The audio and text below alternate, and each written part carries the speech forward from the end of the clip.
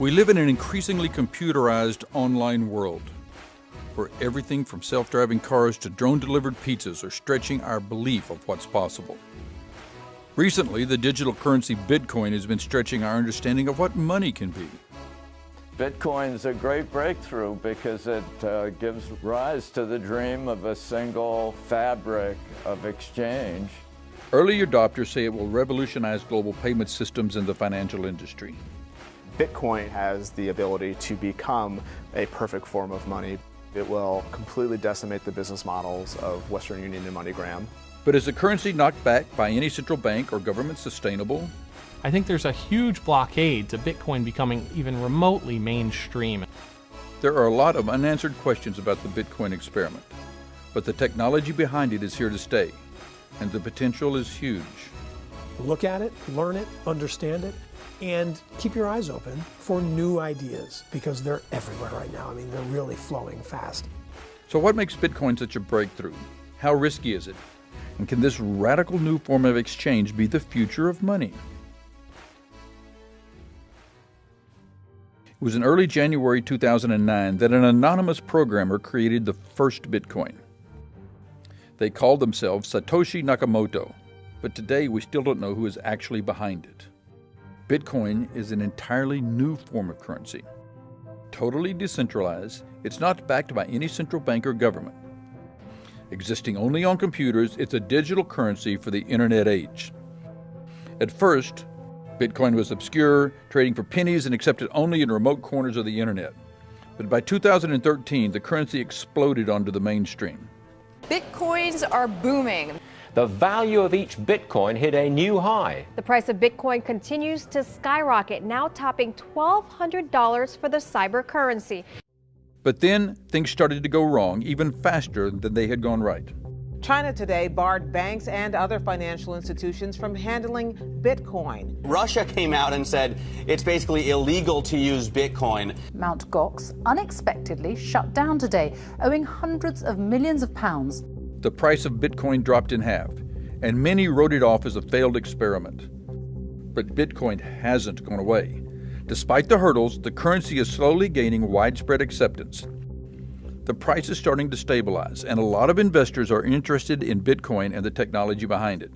It was the #1 venture capital industry target last quarter, $97 million in the last period. It's an insanely hot industry right now.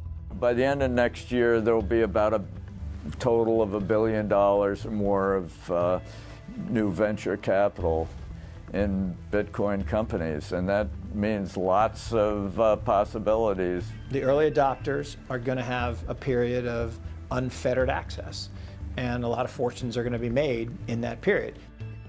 What a lot of people fail to appreciate is that Bitcoin in places like Silicon Valley is a religion, and the key decision makers, the managers, the founders of some of the most well-known tech companies own Bitcoin, they love Bitcoin, and they're all trying to figure out what is the best way to incorporate Bitcoin into their business. The types of businesses that can launch from Bitcoin. This huge disruptive potential across all transaction-based type industries. It could change remittances, it can change money transfer, it can change trust, it can change lending, it can change the financial system as we know it. I don't think Bitcoin is going away. I think that technology is going to find its way into the fundamental fabric of the way all trading systems work, but commodities, forex, stocks, bonds, trading of deeds, passing of documents and informations. The concepts behind Bitcoin are fundamentally game-changing. So what is Bitcoin, and what makes it so special? Satoshi has managed to create digital scarcity. You can't duplicate Bitcoins, and only 21 million will ever be produced. Bitcoins can't be copied because the Bitcoin network is essentially a public ledger.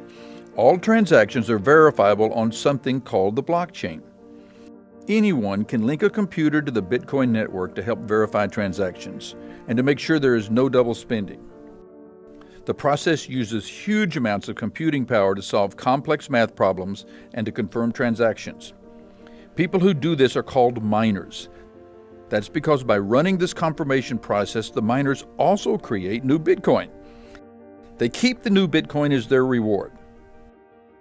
The idea behind it is that the best system is one in which the hive, the aggregate opinions and knowledge of everyone involved in a network is the best arbiter and verifier of everything that's going on in that network. It's an open source project, so every line of code can be reviewed and audited, and it really is probably one of the most reviewed sources of code that's actually ever been released. Bitcoin is based on new discovery that it's possible to create a completely distributed, autonomous, peer-to-peer financial and infrastructure on the internet itself. The idea behind Bitcoin is brilliant because for the first time we have a math-based currency. You have both a currency and a payment system that runs on not just faith or trust in a system, but a mechanical, predictable expansion in the growth of money supply. Most currencies disappear over history because they're eliminated by overpopulation, right? Overprinting. Well, this, we've already said, is only going to have a limited supply. So I think the disruptive potential is really, really big. Bitcoin potentially has the ability to become a perfect form of money because it is both finite in supply, the increase is fairly predictable of the money supply, and more importantly, it has fantastic utility. You can use Bitcoin now to buy a cup of coffee, you can buy a car, you can buy a house, buy a yacht. Bitcoin is neither money nor a payment processing technology. Let's be clear, Bitcoin is about moving around pieces of information and ensuring that that information is trustworthy and can't be replicated. It's effectively a signing mechanism. It's the ability to attach to the physical exchange of something a virtual exchange that matches that. Whether or not it's considered money, Bitcoin has value because of the transaction verification it offers. Owning Bitcoin gives access to the public ledger that is the blockchain. And because miners are rewarded for maintaining the blockchain with new Bitcoin, transaction costs are very low. This opens up many new possibilities. You know, if a hedge fund wants to participate in this thing right now, they can go buy Bitcoin. They're not necessarily interested in that, though. What they're really interested in is the thing that develops a 10x, 20x, 100x return for them. And that's going to be in investing in these companies that are developing new products and services around not only Bitcoin, but all of the tangential applications that will flow from it. The remittance space alone is a $500 billion a year business, which on average remittance companies charge about 10%. So you're talking about $50 billion that might, through Bitcoin, end up in the pockets of the sender or the receiver versus some type of middleman. If Bitcoin is successful as I think it can be, I think every online merchant will accept Bitcoin just like credit cards. I believe it will completely decimate the business models of Western Union and MoneyGram. They will likely become the Kodaks of this decade. The cost behind something like Western Union isn't profit margin. The cost is compliance with regulation, handling of cash, dealing with things like robberies. Any cost advantage that Bitcoin has today in these scenarios is 100% attributable to the fact that it doesn't comply with any of the regulations that the rest of the financial industry complies with. We don't yet know exactly how much money people will be able to save because of Bitcoin. But with the total market cap of Bitcoin sitting around $6 billion, the Bitcoin currency is still too small to challenge the financial industries. What is lacking right now is liquidity. There's very little ability for a major investment to come in scale. The creation of a derivative market in the alternative currency world is going to prove to be extremely important. That will help reduce volatility and it will help create liquidity in the market. It's absolutely necessary. The Wall Street money has to come in because the size of the Bitcoin monetary base, and more importantly, the daily trading volume, is not high enough yet to support very, very large merchants accepting it. It's not large enough to support taking on the $500 billion a year remittance business. But once that money comes in, and once you see that trading volume, I believe that will be the catalyst for people on a global scale to know about Bitcoin and to own Bitcoin, to use Bitcoin. The only way we're going to get there, though, is all of the companies that the VCs are funding, they're going to have to come out with the products that are going to make it easier to buy Bitcoin, to hold Bitcoin, to use Bitcoin. By its very nature, Bitcoin is a very complex system, very transactionally simplistic, but very complicated for the end user to use. And I think for most people, this concept of holding on to virtual currencies, exchanging them for real currencies, it's something that most people aren't going to adopt. One of the problems with Bitcoin is that it takes us backwards in the transaction chain. Suddenly you're dealing with something that's much more cash-like. If Target had been hacked, and instead of using credit cards, what was stolen from them were actually Bitcoins, that they had been storing Bitcoin addresses in their systems, and those systems were compromised, Target wouldn't just have a PR nightmare on their hands, they would be out of business. You know, there are a lot of people, a lot of early adopters that lost a lot of money with the collapse on Gox. But one of the things that we saw again is it wasn't any fundamental hole or problem with Bitcoin itself. It was the fact that, you know, the Bitcoin wallets weren't protected. Mt. Gox didn't take security seriously. Bitcoin security is based on a consensus model where the system listens to the majority of the computing power. That opens up the risk that someone could manipulate the currency if they manage to control more than half the system's capacity. I believe that the math underpinning Bitcoin is sound, but there's a lot of players that build the infrastructure and that sort of run this web that, yeah, sure, if they teamed up, if they built a consortium where they had enough computing power, majority computing power to take this in a different direction or do something different, they could. I think Bitcoin's more fundamental problems don't come from the risk of someone controlling the network. They come from the risk of what we don't know. How much happens behind the scenes on all the different wallet implementations. Donald Rumsfeld has said famously, to paraphrase, it's not the known unknowns that kill you, it's the unknown unknowns.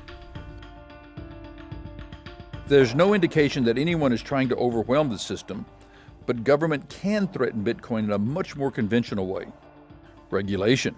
Right now, the regulation of virtual currency industry is still akin to a virtual Wild West. The IRS has already declared that Bitcoin will be taxed as property, while New York State is looking at licensing for the industry. All around the world, governments are trying to figure out if Bitcoin is a threat and what they should do about it. It really comes back to the age-old question of can regulation keep up with the pace of innovation? In a world where innovation is starting to grow and really accelerate at an exponential pace, this is the big question. And the question that I have is whether or not this whole range of transformative technologies will be allowed to take off, will be allowed to accelerate productivity growth in our economy at a time when we desperately need it. If you had asked me 2 years ago what I thought the biggest risk to Bitcoin was, I would have said government regulation. But what I didn't appreciate at the time is there is still such an anti-bank sentiment that exists, with policymakers and legislators and regulators, that when I'm in DC, behind closed doors, I can't tell you how many times a decision maker has said, you're telling me if Bitcoin is successful, Western Union will have to reduce their fees by 80%. Great.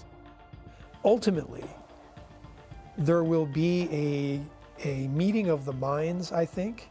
I think the regulators will recognize that this is impossible to stop. They will do their best to encapsulate it within their existing system. And I think the Bitcoin community or the digital currency community itself will recognize, they're already doing it to some extent, will recognize that some level of regulation will be necessary for the rest of this stuff to happen.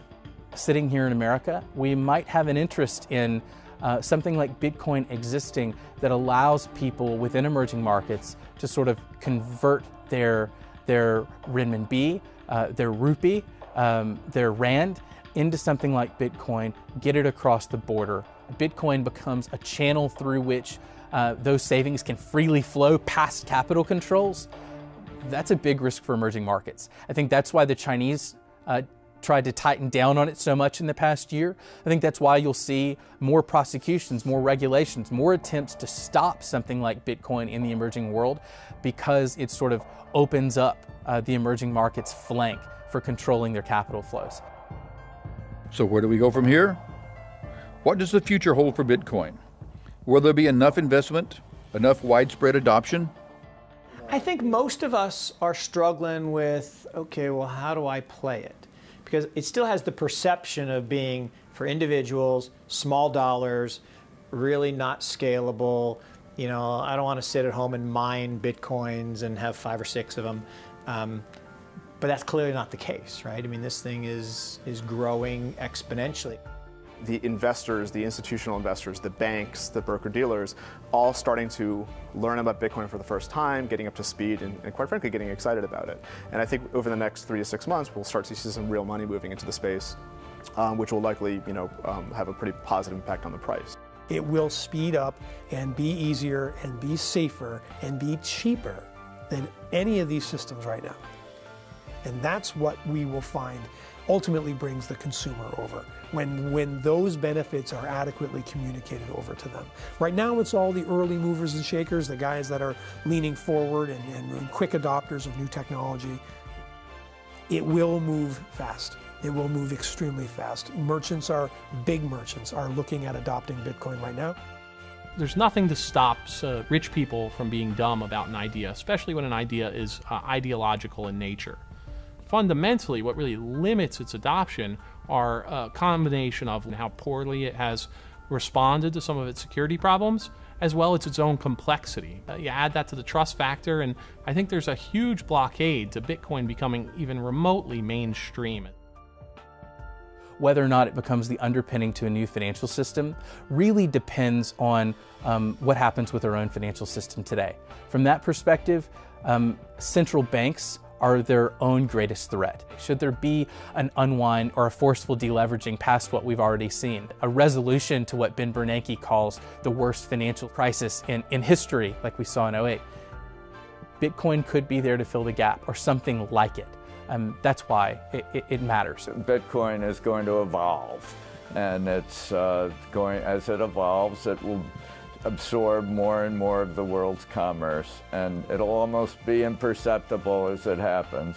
At some point, it will become clear that this is the payment system for the world economy, and probably the standard of value for all monetary exchanges. So the question of the day is whether Bitcoin will evolve into a currency that we all use. The important word in that question is evolve, because as an economist, I see that Bitcoin 1.0 has some inherent problems in it. It's massively deflationary. It's going to be difficult to put it into a place where we can use trillions of dollars of transactions, and there's some security issues. But those can be dealt with because the transaction technology is the powerful piece of the puzzle. Bitcoin 2.0, and as it evolves into 3.0, is going to revolutionize. It will transform how we do transactions and how the world does commerce. Stay tuned as we pay attention to the evolution of Bitcoin.